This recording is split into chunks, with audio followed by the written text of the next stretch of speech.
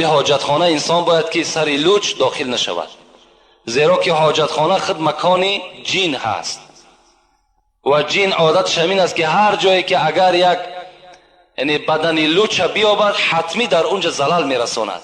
از این خاطر این صاحب کتاب هم به ما و شما گفتن که داخل حاجتخانه که شدین شما اول پای خودت در نزد در همون حاجتخانه یعنی شرفه بتین تا که هر چیزی که باشد از حاجتخانه دور شود.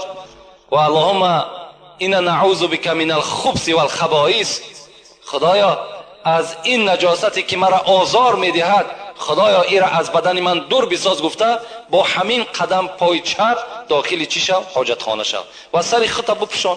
این بهتر است برای که ضرر جین به تو نرسد.